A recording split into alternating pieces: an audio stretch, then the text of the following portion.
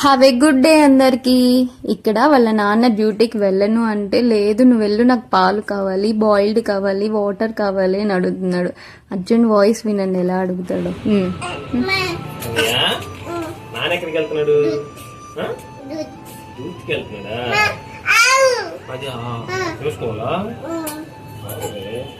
డ్యూటీకి ఎందుకు వెళ్తాడు? లేదు కన్నయ్య, నేను ఈరోజు వెళ్ళను డ్యూటీకి. బోయిలో కావాలా?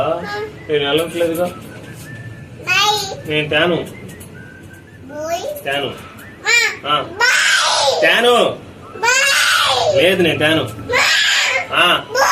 నేను తాను లేదు, నేను తాను తాను తాను బాయ్ బాయ్.